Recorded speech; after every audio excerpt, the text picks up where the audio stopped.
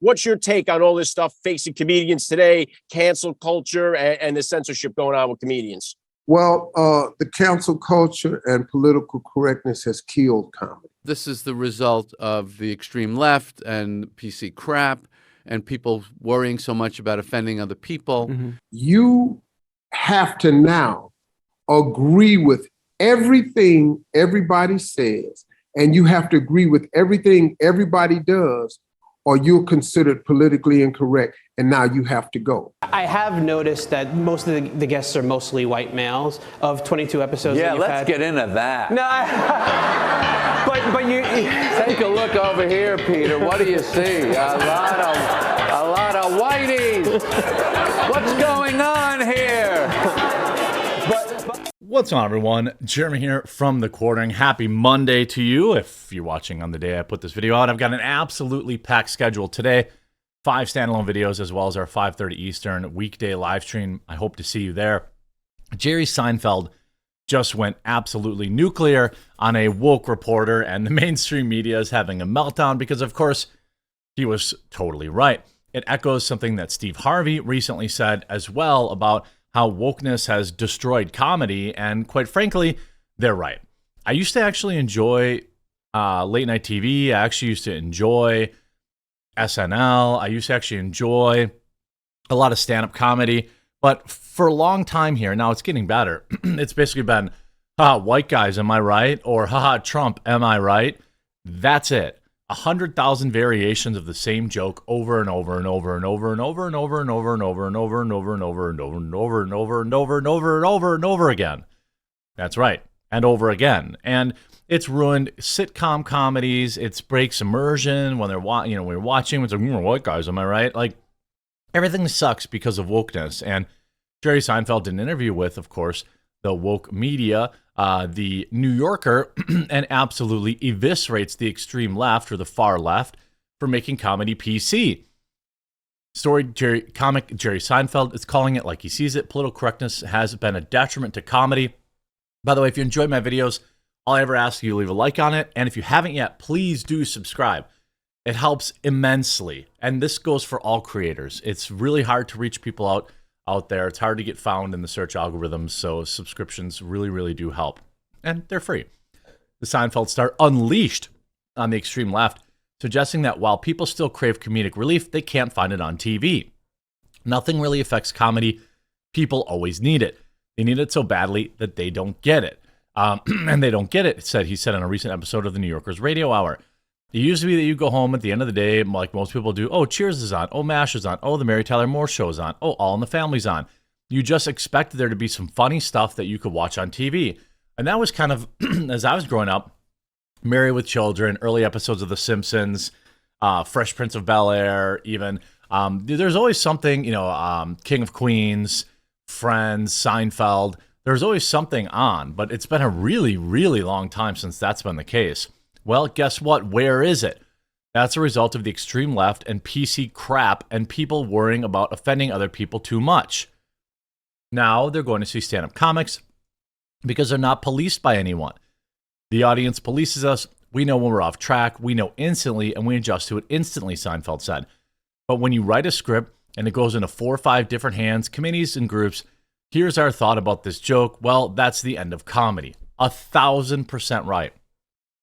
Seinfeld said the job of a comedian is dependent upon being able to work within the parameters of what society deems acceptable. They move the gates like they're skiing, he said. Culture, the gates are moving. Your job is to be agile and clever enough. And wherever they put the gates, I'm going to make that gate. But where there's risk, there's gain. Seinfeld acknowledges stand-up and personally leveraging the most. When certain comedians now, people are having fun with them stepping over the line, and all of us are laughing about it, he said. But again, it's the stand-ups that really have freedom because no one else gets the blame. If they don't do well, he or she will take all the blame themselves.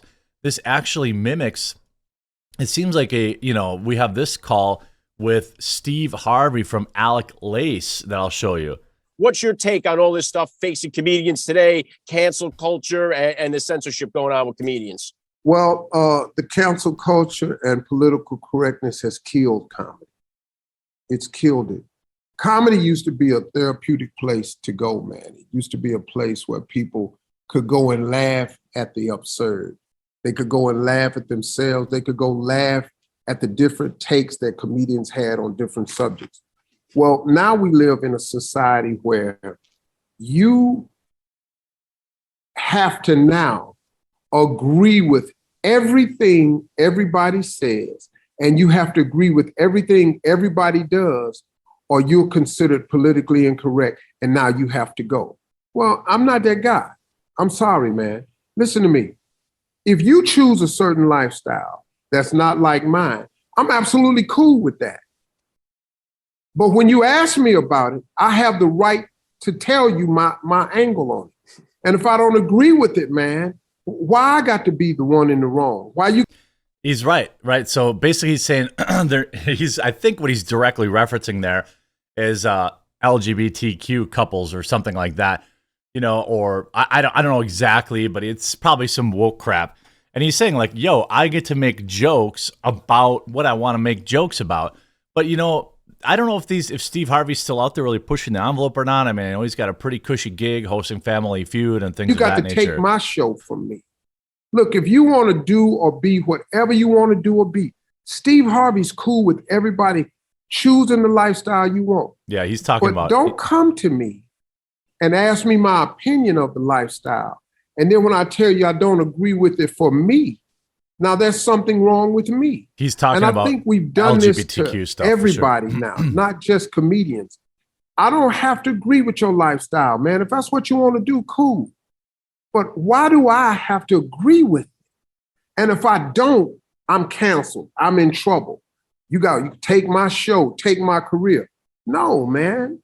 Yeah, I mean that's 100% right. And if you look what of course the media's response to this is great, but here you have Jerry Seinfeld going full blast on the left's destruction of comedy. This is the result of the extreme left PC crap. This is the interview. Nothing really affects comedy. People always need it. They need it so badly. Yep. And they don't get it. It used to be you would go home at the end of the day. Most people would go, oh, Cheers is on. Oh, MASH is on. Oh, Mary Tyler Moore is on. All in the Family's on. Something good. You just expected there'll be some funny stuff we can watch on TV tonight. Well, guess what? Where is it? This is the result of the extreme left and PC 100%. crap. And he's right. And by the way, in Jerry Seinfeld's defense, I will say he's always, for the past 10 years, has been saying that PC crap is ruining comedy. He secretly knows TV blows now, movies blow now. But no, he doesn't secretly know it. He's saying it right out loud. Jerry Seinfeld's never a guy that was a hard, pushing the edges of acceptability kind of guy, but he understood comedy and still does very clearly. And people worrying so much about offending other people. Mm-hmm. When you write a script and it goes into 4 or 5 different hands, committees, groups, here's our thought about this DEI. joke. Well, that's the end of your comedy. ESG. They move the gates, like in skiing. Yeah. Culture, the gates are moving. He's talking about essentially DEI and ESG and that its impact on Hollywood. Your job is to be agile and clever enough that wherever they put the gates, I'm going to make the gate. Yeah, I'd say that's very, very true. Of course, The Guardian is really mad, but they want your money. Press freedom is under attack. Please give me $1. No. People should be spending their money on awesome Mother's Day gift boxes from Coffee Brand Coffee. Don't forget, Mother's Day is only 2 weeks away. No, Jerry Seinfeld. The extreme left hasn't killed comedy. Okay, let's see what they have to say. Jerry Seinfeld is currently at saturation point promoting his new Pop-Tarts movie Unfrosted. Still a canny operator. However, Seinfeld understands the last thing that anyone would want to hear about is his new Pop-Tarts movie. After all, there are realistically only so much available media interest in a streaming period comedy film about a breakfast product. So, Unfrosted has taken some of the backseat to much more newsworthy promotion. Jerry Seinfeld mouthing off for clicks. Oh, yeah. He definitely wasn't just answering the question that he was asked. He was mouthing off. Until now, Seinfeld targets have included the film industry and his disdain for dabblers, despite being a man who has directed just his first film at the age of 70. That doesn't mean he doesn't know what's good and what's bad. True, he has also tried talking about things he actually does enjoy, like his love of watching surfing videos on YouTube, but that really isn't what gets clicks these days. So, with some inevitability, Jerry Seinfeld has pulled out the big guns and declared that the left is destroying comedy. And so, you're giving him exactly what he wants, and you're writing this article, then, right? So, your big clapback, okay, your big clapback to Jerry Seinfeld blasting comedy, and something we all know is true, is that he's only doing it for clicks. Signed, a click merchant. Granted, we all are. And I appreciate you clicking that like button. And if you haven't yet, if I've earned it, of course, please do click that subscribe button below the video. They write, talking about show, which isn't entirely true. Curb Your Enthusiasm just wrapped up its 25-year run with a universally beloved episode that Jerry Seinfeld is actually in. He's saying that, well, Curb Your Enthusiasm was this thing. Yeah, but that was on paid TV. You'd have a subscription. I don't know what channel. I think it was on HBO, but you weren't coming home and flipping on the TV and watching Curb Your Enthusiasm every night. Despite the glut of streaming services that now run in addition to major networks, smaller and smaller percentages of their output is comedic in nature. One answer might be that people are turning online for faster, funnier, cheaper comedy that appeals directly to their taste, but Jerry Seinfeld has other ideas. So they're blaming YouTube? The problem is that too many people delight in performative outrage these days, and well-intentioned joke might end up being taken out of context and being an escalated to the cancellation level event. Luckily, the extreme left wasn't a thing back in Seinfeld's day, which is why something as famously edgy as Let's See Cheers was able to stay on air for so long as it did. The extreme left wasn't an issue during Seinfeld. Social media plus the extreme left is what gave us cancel culture. That's the formula. Performative outrage plus social media equals cancel culture. You didn't really have cancel culture until you had widespread social media usage. This is a man who is proud of his family-friendly image. The 2011 HBO special, Talking Funny, has aged incredibly badly. It's a roundtable discussion of comedy. It features Louis C.K., Ricky Gervais, but Seinfeld contributions hold up. During his discussion, he defends his decision never to swear on stage, insinuating that's an easy way to get laughs. A subject he followed up a few years later, telling The Guardian a person who can defend themselves with a weapon is not very interesting, but a person who can defend themselves through Aikido or Tai Chi is very interesting. Well, that's true.